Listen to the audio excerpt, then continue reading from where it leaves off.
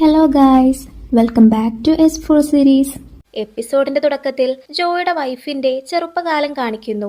അവളുടെ മുത്തശ്ശൻ അവളുടെ കൈ നോക്കുമ്പോൾ അതിൽ റാറ്റിനുള്ളത് കാണുന്നു. ഇത് കണ്ട് മുത്തശ്ശൻ വളരെ പേടിയോടെ അത് നീയാണ് എന്ന് പറയുമ്പോൾ അവളുടെ അമ്മ വന്ന് അവളെ കൊണ്ടുപോകുന്നു. മുത്തശ്ശനാവട്ടെ 81 വർഷങ്ങൾക്ക് ശേഷം നീ കാരണമാണ് നമ്മുടെ കുടുംബം നശിക്കാൻ പോകുന്നത് എന്നൊക്കെ പറയുന്നു. ഇതൊക്കെ ഇപ്പോ ജോയുടെ വൈഫും ഓർക്കുന്നു. ഗുണ്ടയാകട്ടെ ഈ ട്രിപ്പ് വളരെ ബോറാണെന്ന് പറഞ്ഞിട്ട് പാട്ട് വെക്കാൻ നിൽക്കുന്നു.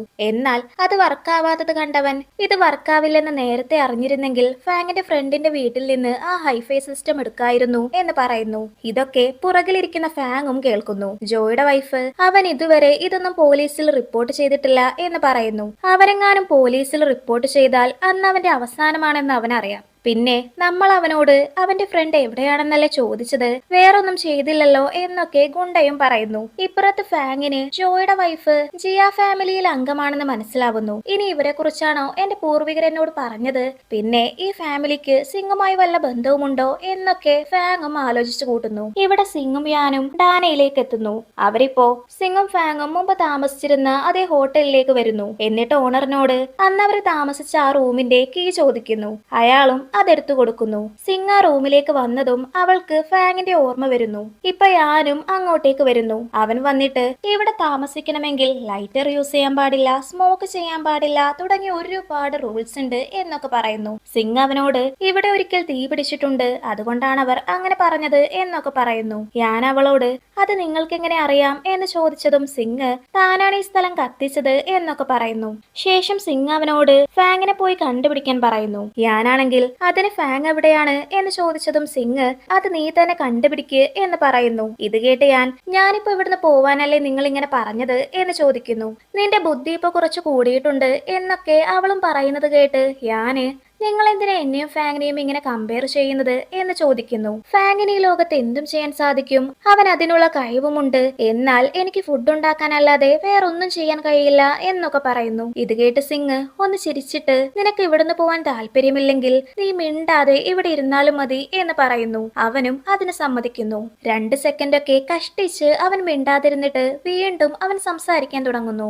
അവൻ ഫാങ്ങിന് അപകടത്തിലാണെങ്കിലോ എന്നൊക്കെ ചോദിച്ചിട്ട് തട്ടിക്കൊണ്ടുപോയവർ നമ്മളെക്കാളും പവർഫുൾ ആയിരിക്കും എന്നൊക്കെ പറയുന്നു. ഫാങ്ങിന് ഇങ്ങനൊരു അവസ്ഥ വരുമെന്ന് ഞാൻ നേരത്തെ അറിഞ്ഞിരുന്നെങ്കിൽ ഞാൻ അവന് എന്റെ റാറ്റിൻ നൽകുമായിരുന്നു. അങ്ങനെ ഞാൻ ചെയ്തിരുന്നെങ്കിൽ അവനെ നമുക്ക് ഈസിയായി കണ്ടെത്താമായിരുന്നു എന്നൊക്കെ സിംഗും പറയുന്നു. ഇത് കേട്ട് ഞാന് എങ്കിൽ എനിക്കും ഒരു റാറ്റിൻ വേണം, അപ്പോ ഞാൻ അപകടത്തിൽപ്പെടുമ്പോ നിങ്ങൾക്ക് എന്നെ ഈസി ആയിട്ട് വന്ന് രക്ഷിക്കാലോ എന്നൊക്കെ പറയുന്നു. അപ്പൊ സിംഗ് എങ്കിൽ ശരി, നിനക്ക് ഞാൻ ഇപ്പൊ തന്നെ ഒന്ന് തരട്ടെ എന്ന് ചോദിക്കുന്നു. സിംഗിന്റെ നോട്ടം കണ്ട് എന്തോ പന്തികേട് തോന്നിയ ഞാന് അയ്യേ അതിന്റെ ആവശ്യം ഞാൻ വെറുതെ ചോദിച്ചതാണ് എന്നൊക്കെ പറഞ്ഞ് നൈസായിട്ട് അവിടെ നിന്ന് മുങ്ങുന്നു. ഇപ്പുറത്ത് ജോയുടെ വൈഫും ഗുണ്ടയും ഇപ്പൊ ഡാനയിൽ എത്തുന്നു. ഗുണ്ട ഫാങ്ങിന്റെ കെട്ടഴിച്ച് അവന് ഫുഡൊക്കെ കൊടുക്കുന്നു. ജോയുടെ വൈഫ് ആ താഴ്വരയിലേക്കാണ് നമുക്ക് പോവേണ്ടത് എന്നാണ് എനിക്ക് തോന്നുന്നത്, പിന്നെ നമുക്ക് വഴി തെറ്റാതിരിക്കാൻ നമുക്ക് എന്റെ മുത്തശ്ശന്റെ മാപ്പ് കൂടി എടുക്കാം എന്നൊക്കെ പറയുന്നു. നീ ആ മാപ്പ് ഉപയോഗിച്ച് ആ സ്ഥലത്തേക്ക് പോയിട്ടില്ലേ എന്ന് ഗുണ്ട ചോദിച്ചതും അവൾ ഇല്ലെന്ന് പറയുന്നു. എന്നിട്ട് ഞാൻ ആ മാപ്പ് ഒറ്റ തവണ മാത്രമേ കണ്ടിട്ടുള്ളൂ എന്നും പറയുന്നു. നിന്റെ മുത്തശ്ശൻ നിനക്ക് വേണ്ടി അവിടെ വല്ല നിധിയും വെച്ചിട്ടുണ്ടോ എന്ന് ഗുണ്ട ചോദിക്കുമ്പോൾ ജോയുടെ വൈഫ് നിനക്ക് എപ്പോഴും പൈസ പൈസ എന്ന വിചാരം മാത്രമേ ഉള്ളൂ എന്നൊക്കെ പറഞ്ഞിട്ട് മാപ്പ് എടുക്കാൻ വരാൻ പറയുന്നു. ഫാങ് കൈ രണ്ടും പിന്നിലേക്ക് വെച്ച് കെട്ടാനായി നിന്നു കൊടുക്കുന്നത് കണ്ട് ഗുണ്ട ഇത്ര അനുസരണയുള്ള ഒരാളെ ഞാൻ കണ്ടിട്ടേയില്ല എന്നൊക്കെ പറഞ്ഞ് കൈ കെട്ടുന്നു. ഇപ്പൊ രാത്രിയിൽ സിംഗ് വാതിൽ തുറന്ന് തന്റെ ശക്തിയൊക്കെ ഉപയോഗിച്ച് ഒരു വലിയ മരം ഉണ്ടാക്കുന്നു. അതിലൂടെ വന്നുകൊണ്ടിരുന്ന ഗുണ്ട ആ മരം കണ്ട് വണ്ടി നിർത്തുന്നു. പെട്ടെന്ന് ആ മരം വാനിഷ് ആവുന്നു. എന്തിനാ വണ്ടി നിർത്തിയത് എന്ന് ജോയുടെ വൈഫ് ചോദിക്കുമ്പോൾ ഗുണ്ട ഇവിടെ ഒരു വലിയ മരമുണ്ടായിരുന്നു, പെട്ടെന്ന് അത് വാനിഷ് ആയി പോയി എന്നൊക്കെ പറയുന്നു. ഇത് കേട്ട് ജോയുടെ വൈഫ് പിച്ചുമ്പയും പറയാതെ വണ്ടി എടുക്കാൻ പറയുന്നു. പുറകിലിരിക്കുന്ന ഫാങ് ഇതൊക്കെ കേട്ട് സിംഗ് തന്നെ രക്ഷിക്കാനായി ഇവിടെ വന്നിട്ടുണ്ട് എന്ന് മനസ്സിലാവുന്നു. ഇവിടെ സിംഗ് ആകട്ടെ എനിക്ക് ഡാനയിൽ എന്റേതല്ലാത്ത ഒരു റാറ്റിൻ കൂടി ഫീൽ ചെയ്യുന്നുണ്ട് എന്ന് പറയുന്നു. അടുത്ത ദിവസം രാവിലെ ഗുണ്ട ഫാങ്ങിന് റെസ്റ്റ് റൂമിൽ പോവാനായി വണ്ടി നിർത്തുന്നു. ഫാങ് അങ്ങോട്ടേക്ക് പോയി അവർ തന്നെ ശ്രദ്ധിക്കുന്നില്ലെന്ന് ഉറപ്പുവരുത്തി വരുത്തിയ ശേഷം അവിടെ എന്തൊക്കെയോ എഴുതി വെച്ചിട്ട് അത് മറച്ചു വെക്കുന്നു. ശേഷം അവൻ പുറത്തു വരുന്നു. ഗുണ്ട അവന്റെ കൈ കെട്ടുമ്പോൾ കൈയിൽ പൊടി പറ്റിപ്പിടിച്ചിരിക്കുന്നത് കണ്ട് അവന് കാര്യം മനസ്സിലാവുന്നു. അവൻ ഫാങ്ങിനെയും വലിച്ച് അവിടെ പോയി അരിച്ചു പെറുക്കി നോക്കിയതും അവൻ അവിടെ എഴുതി വെച്ചിരിക്കുന്നത് കാണുന്നു. ഗുണ്ട അതൊക്കെ മായ്ച്ചിട്ട് ഫാങ്ങിനെ ഇടിക്കുന്നു. ഇത് കണ്ട് ജോയുടെ വൈഫ് അവൻ എന്തെങ്കിലും പറ്റിയാൽ പിന്നെ എന്റെ പ്ലാൻ ഒന്നും നടക്കില്ല എന്നൊക്കെ പറയുന്നു. ഇപ്പുറത്ത് യാന് ഒരു കോൾ വരുന്നു. അവൻ റോങ് നമ്പർ ആണ് എന്ന് പറഞ്ഞ് കോൾ വെക്കുന്നു. ഇത് കേട്ട് സിംഗ് അവനോട് കാര്യം തിരക്കിയതും അവൻ സി എന്ന പേര് തുടങ്ങുന്ന ഒരാൾക്ക് വന്ന കോളാണത്, ഫുഡ് ഓർഡർ ചെയ്യാനായി ആരോ വിളിച്ചതാണ് എന്നൊക്കെ പറയുന്നു. എന്നിട്ട് ഒന്ന് ആലോചിച്ചിട്ട് നിങ്ങളുടെ പേരും സി കൊണ്ടല്ലേ തുടങ്ങുന്നത് എന്ന് ചോദിക്കുന്നു. അവൾ അവനോട് അവർക്ക് വിളിക്കാൻ പറയുന്നു. അങ്ങനെ അവൻ വിളിച്ചതും അവർ ഞങ്ങൾ നിങ്ങൾക്ക് ഉച്ചഭക്ഷണത്തിനുള്ള ഓർഡർ തരാനാണ് വിളിച്ചത്. ഓർഡർ എടുക്കാൻ താല്പര്യമില്ലെങ്കിൽ ഞങ്ങളുടെ സൈറ്റിൽ വന്ന് നിങ്ങളുടെ പരസ്യം എഴുതി വെക്കാൻ പാടില്ലായിരുന്നു എന്നൊക്കെ പറയുന്നു. സിംഗ് അവനോട് അവരുടെ അഡ്രസ്സ് ചോദിക്കാൻ പറയുന്നു. യാനും അവരുടെ അഡ്രസ് ഒക്കെ വാങ്ങുന്നു. ഇപ്പൊ അവരും ആ സൈറ്റിൽ എത്തുന്നു. നേരത്തെ ഫാങ് അവിടെ എന്തോ എഴുതി വെച്ച് മറച്ചു വെച്ചിട്ടുണ്ടായിരുന്നല്ലോ, പക്ഷേ അവൻ അതുകൂടാതെ വേറൊന്നുകൂടി എഴുതി വെച്ചിരുന്നു. അവൻ അതിന്റെ മുകളിലായി റെസ്റ്റോറന്റിന്റെ ഒരു പരസ്യവും യാനിന്റെ നമ്പറും എഴുതി വെച്ചിരുന്നു. ഫാങ് ആണ് അത് എഴുതിയതെന്ന് സിംഗിനും മനസ്സിലാവുന്നു. ശേഷം അവൾ ഡ്രൈവറിനോട് മലയിലേക്കുള്ള എൻട്രി റോഡിലേക്ക് പോവാൻ പറയുന്നു. ഇപ്പുറത്ത് ജോയുടെ വൈഫ് ആ മാപ്പും എടുത്തു വരുന്നു. ശേഷം ജോയുടെ ബോഡിയും എടുത്തവർ ആ മാപ്പിലുള്ള സ്ഥലത്തേക്ക് പോകുന്നു. ഇപ്പൊ സിംഗും അവിടെ എത്തുന്നു. ഞാൻ അവളോട് നിങ്ങൾക്ക് എങ്ങനെയാ ഈ സ്ഥലം മനസ്സിലായത് എന്ന് ചോദിച്ചതും അവൾ ഞാനത് ഗസ് ചെയ്തതാണ് എന്ന് പറഞ്ഞ് ഉള്ളിലേക്ക് പോകുന്നു. ഞാനാകട്ടെ ആ ട്രക്കിന്റെ അടുത്തേക്കും പോകുന്നു. ശേഷം അവൻ സിംഗിന്റെ അടുത്തേക്ക് ഓടിപ്പോയി ഫാങ്ങിനെ ആ വണ്ടിയിൽ തന്നെയാണ് തട്ടിക്കൊണ്ട് വന്നത് എന്ന് പറയുന്നു. എന്നിട്ട് ആ വണ്ടിയിൽ ഒരു കയറും വാ മൂടിക്കെട്ടാനായി ഒരു ടേപ്പും ഒക്കെ ഉണ്ടായിരുന്നു. കൂടാതെ അതിൽ സ്കൂൾ ബുക്സും ഒക്കെ ഉണ്ടായിരുന്നു. പക്ഷേ ഈ സ്ഥലത്താണെങ്കിൽ ഒരു സ്കൂൾ പോലും ഇല്ല എന്നൊക്കെ പറയുന്നു. താൻ ഇത്രയൊക്കെ പറഞ്ഞിട്ടും സിംഗ് അതൊന്നും മൈൻഡ് ആക്കാതെ എന്തോ നോക്കിക്കൊണ്ടിരിക്കുന്നത് കണ്ട് ഞാന് നിങ്ങളെന്താ ഞാൻ പറഞ്ഞതൊന്നും കേൾക്കാത്തത് എന്ന് ചോദിക്കുന്നു. അവൾ അവനോട് നീ ആ നമ്പർ പ്ലേറ്റ് കണ്ടില്ലേ, അത് യൂഹാങ്ങിലെ വണ്ടിയാണ്, അത് കണ്ടപ്പോ തന്നെ അത് ഫാങ്ങിന് തട്ടിക്കൊണ്ടുവന്ന വണ്ടിയാണെന്ന് എനിക്ക് മനസ്സിലായി എന്നൊക്കെ പറയുന്നു. ഇത് കേട്ടവൻ ഷടാ എന്നാൽ ഈ ഐഡിയ എന്താ എനിക്ക് തോന്നാതിരുന്നത് എന്നൊക്കെ ആലോചിച്ചു നിൽക്കുന്നു. ഇപ്പുറത്ത് ജോയുടെ വൈഫ് ആ മാപ്പിലെ സ്ഥലത്ത് എത്തിച്ചേരുന്നു.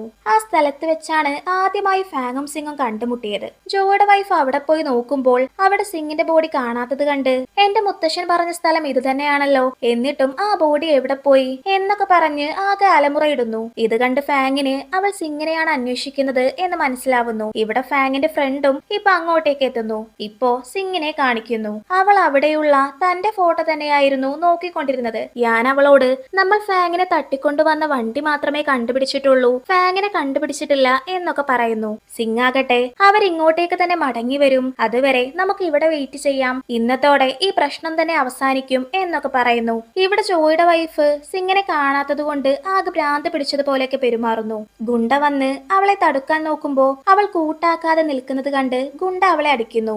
അവളാകട്ടെ ഇനി ഞാൻ എങ്ങനെ ജോയിയെ രക്ഷിക്കും എന്നൊക്കെ പറഞ്ഞ് കരയുന്നു. ഗുണ്ട അവളോട് എനിക്കിതൊന്നും അറിയണ്ട, എനിക്ക് എന്റെ കല്ല് മാത്രം കിട്ടിയാൽ മതി എന്നൊക്കെ പറയുമ്പോ ജോയുടെ വൈഫ് നീ അവസാനമായി ഒരു കാര്യം കൂടി ചെയ്യണം എന്ന് പറഞ്ഞിട്ട് ജോയിയെ അടക്കാൻ എന്നെ സഹായിക്കണം എന്ന് പറയുന്നു. അവനും അത് സമ്മതിച്ച് എണീക്കുമ്പോൾ അവിടെ ഒരു കാർ ആക്സിഡന്റ് ആയി കിടക്കുന്നത് കാണുന്നു. അത് കണ്ടവർ അങ്ങോട്ട് പോയി നോക്കുന്നു. ഇതിനു മുമ്പ് ആരോ ഇങ്ങോട്ടേക്ക് വന്ന് ആ ബോഡി കൊണ്ടുപോയിട്ടുണ്ട് എന്നൊക്കെ ജോയുടെ വൈഫിന് മനസ്സിലാവുന്നു. ഗുണ്ടയാകട്ടെ ഈ നമ്പർ പ്ലേറ്റ് വെച്ച് നമുക്ക് അവനെ കണ്ടുപിടിക്കാം എന്നൊക്കെ പറയുന്നു. ഇപ്പോ രാത്രിയാവുന്നു. അവരും ഇപ്പോ ആ വീട്ടിലേക്ക് വരുന്നു. ഗുണ്ടയാകട്ടെ ജോയുടെ വൈഫിനോട് എനിക്ക് ആ കല്ല് അർജന്റ് ആയിട്ട് വേണം എന്നൊക്കെ പറഞ്ഞ് ഫാങ്ങിനോട് നീ അവളോട് ആ കല്ല് എനിക്ക് തരാൻ പറ എന്ന് പറഞ്ഞ് ഫാങ്ങിനെ പിടിച്ചു തള്ളുന്നു. അവനാകട്ടെ ആ ഡോറും കടന്ന് ഉറങ്ങിക്കൊണ്ടിരുന്ന യാനിന്റെ മേൽ വീഴുന്നു. ഇതേ സമയം സിംഗും അങ്ങോട്ടേക്ക് വരുന്നു. അവളുടെ മുഖം കണ്ട് ജോയുടെ വൈഫ് മിസ് ബായ് എന്ന് പറഞ്ഞ് ആകെ പേടിച്ചു നിൽക്കുന്നു. ഗുണ്ട അവരോട് നിങ്ങളൊക്കെ ആരാണ് എന്ന് ചോദിക്കുന്നു. ഫാങ് സിംഗിനോട് നടന്നതൊക്കെ പറയാൻ തുടങ്ങുമ്പോ സിംഗ് ആകട്ടെ അതൊക്കെ പിന്നെ സംസാരിക്കാം എന്ന് പറഞ്ഞ് നിന്നെ അവൻ തല്ലിയോ എന്ന് ചോദിക്കുന്നു. അവനും അതെ എന്ന് പറയുന്നു. ഗുണ്ട അവളോട് ഞാൻ തന്നെയാണ് അവനെ തല്ലിയത് എന്നൊക്കെ പറഞ്ഞതും സിംഗ് അവളുടെ റാറ്റിന് ഉപയോഗിച്ച് അവനെ അടിച്ചു പുറത്തിടുന്നു. ശേഷം യാനിനോട് ഫാങ്ങിന്റെ മുറിവിൽ മരുന്ന് വെച്ച് കെട്ടാൻ പറയുന്നു. അവരും അവിടുന്ന് പോകുന്നു. ജോയുടെ വൈഫ് നീ ശരിക്കും മിസ് ബായി ആണോ എന്ന് ചോദിക്കുന്നു. സിംഗ് നമുക്ക് സംസാരിക്കാം എന്ന് പറയുന്നു. ഇപ്പോ ഫാങ്ങിന്റെ ഫ്രണ്ടിനെ കാണിക്കുന്നു. അവൻ യാനും ഫാങ്ങും സംസാരിക്കുന്നത് കേട്ടുകൊണ്ടിരിക്കുകയാണ്. യാന് നിന്നെ അടിച്ച ആ ഗുണ്ടയെ ഞാനും അടിക്കാൻ പോവാണ് എന്ന് പറഞ്ഞ് ആ ഗുണ്ടയുടെ അടുത്തേക്ക് പോയി ചവിട്ടാൻ നിൽക്കുന്നു. ശേഷം അത് വേണ്ടെന്ന് വെച്ച് അവൻ തിരിച്ചു വരുന്നു. ഇത് കണ്ട് ഫാങ് എന്തേ അടിക്കാതിരുന്നത് എന്ന് ചോദിക്കുമ്പോൾ ഞാന് അവനും ഒരു മനുഷ്യനല്ലേ എന്ന് പറയുന്നു. ശേഷം ഫാങ് അവനോട് ഇതുവരെ സിംഗിനെ നോക്കിയതിന് നന്ദിയൊക്കെ പറയുന്നു. നന്ദിയൊന്നും വേണ്ട, നമ്മളൊക്കെ ഒരു ടീമല്ലേ, കൂടാതെ ഈ സമയങ്ങളിൽ ഞാനും സിംഗും ഒരുപാട് കമ്പനിയായി എന്നൊക്കെ പറഞ്ഞിട്ട് അവൻ തന്റെ പോക്കറ്റിൽ നിന്ന് ബില്ലെടുക്കുന്നു. എന്നിട്ട് ഇതൊക്കെ എനിക്ക് സിംഗിനെ നോക്കുന്നതിന്റെ ഭാഗമായിട്ട് വന്ന ചിലവാണ്, നീ എനിക്ക് ഈ പൈസ തിരിച്ചു തരുമോ എന്നൊക്കെ മടിച്ചു ചോദിക്കുന്നു. ഫാങ്ങും ഒന്ന് ചിരിച്ചിട്ട് അതിന് സമ്മതിക്കുന്നു. ഞാന് ഈ ചമ്മൽ മാറ്റാനായി ഫാങ്ങിനോട് നക്ഷത്രങ്ങളെ കുറിച്ചൊക്കെ സംസാരിക്കാൻ തുടങ്ങുന്നു. അവരിങ്ങനെ സംസാരിക്കുമ്പോൾ ജോയുടെ വൈഫ് വന്ന് ഫാങ്ങിനെ വിളിച്ചിട്ട് നിന്നെ മിസ് ബായ് വിളിക്കുന്നുണ്ട് എന്ന് പറയുന്നു. ഫാങ് അങ്ങോട്ടേക്ക് പോവാൻ നിന്നതും ഞാന് ഈ ബില്ല് കൂടെ കൊണ്ടുപോയി കൂടെ എന്ന രീതിയിൽ ഇരിക്കുന്നത് കണ്ട് ഫാങ് അതെടുത്തു കൊണ്ടുപോകുന്നു. ഇതൊക്കെ ഫാങ്ങിന്റെ ഫ്രണ്ടും കാണുന്നു. ഇതോടുകൂടി ഇന്നത്തെ എപ്പിസോഡ് കഴിയാണ്.